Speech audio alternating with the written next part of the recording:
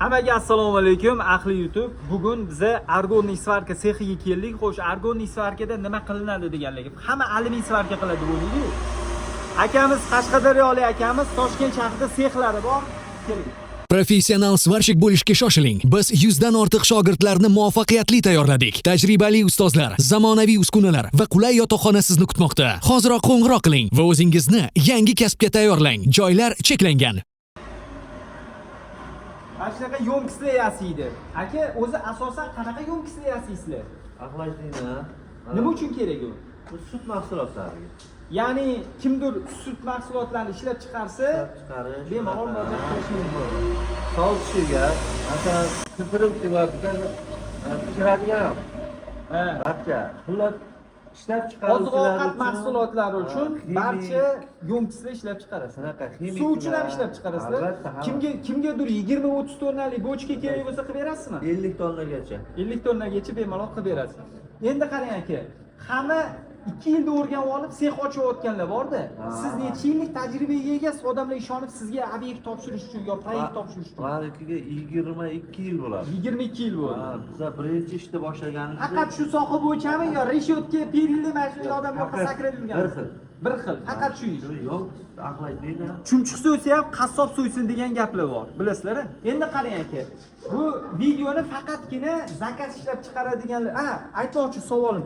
Eng seriozning katta qilgan obyemingiz qanaqa bo'lgan? Necha tonnalik objem qilgansiz? Eng katta yo'mkislar. 150 tonna qildik. Toshkent City'da mehmonxonani taglariga qo'yganmiz. Toshkent City'ni hamma biladi endi. Bilmaydigan odam. Toshkent City'ga qildik. Mana yangi O'zbekiston.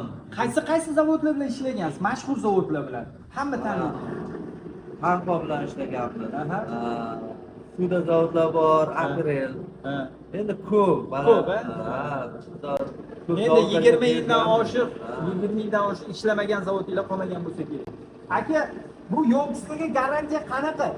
Yasab bergan yo'mkisingizni, mana bir xilgilarga o'xshab chiqarib yubordi, bo'ldi, bundan ketdimi? Garantiyasi bor. Hammasini garantiyasi bor. 1 yilligi bor, 6 oyligi bor, o'ziga masalan motorlari, axlajninalari quyilishiga qarab. Buni o'zida biza yo'mkisni o'ziga garantiya beraveramiz.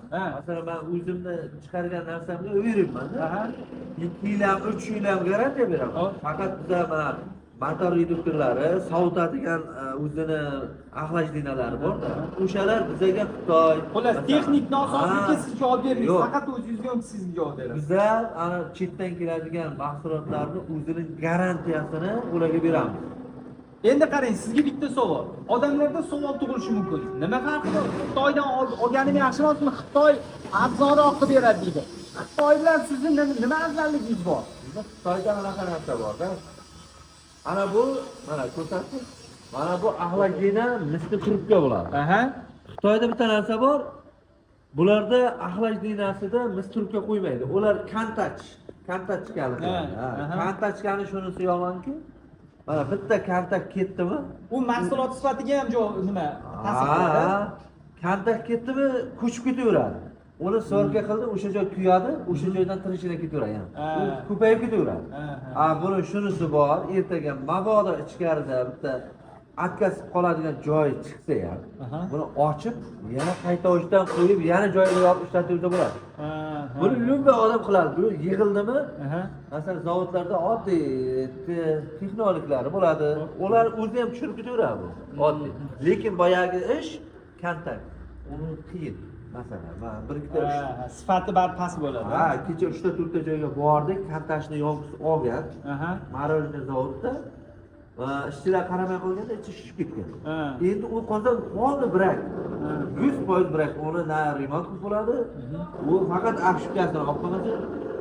Bularda bemalol bitta joyida shishganda tashqi taraf shishmaydi. Ichkariga shishishi mumkin. Ichkari olib yana boshqa o'toq qilsa bo'ladi. Endi qarang, aytaylik kimdir marojniy sex ochmoqchi-da. Marojniy sex uchun qanaqa yo'mkislar kerak, nima kerak? Hammasini siz ularga tushuntirib bera olasizmi? Mana misol uchun aka, men quyadigan uskunalarni olaman, bochkalariga maslahat bering, yordam bering, siz yordam bera olasizmi?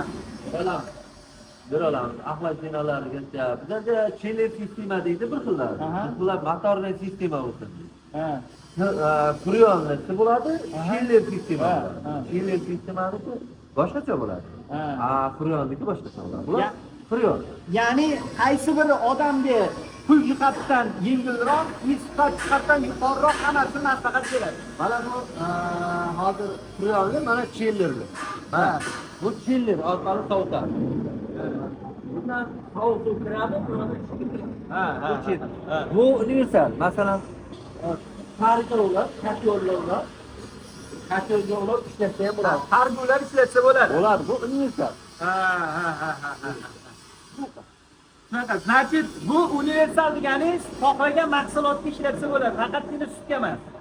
Farqi yo'q, ximiklar ham oladi bizdan, gilchilar ham, so'dachilar ham. Ha. Ne только u Sovun chiqaradigan, gel chiqaradiganlar ham bemalol murojaat qilaverasizlar. barcha. Raqamlar описаниеda bo'ladi akalar. Endi qarang aka. Shu sohaga qiziqib yurgan bironta shogird tushaman deganlar bo'lsa olasizlarmi yo o'zinglarning odaminglar bormi? Olasizlar. Ma'lumotlar bo'yicha описаниеda raqamlar bo'ladi. Qo'ng'iroq qilaveringlar. Shovqinga ahamiyat bermanglar. Ustachilik bor joyda shunaqa shovqin-suron bo'ladi. Hammaga sog'lik, omonlik. Akamiz raqamlarini описаниеda qoldiraman. Hammaga omad.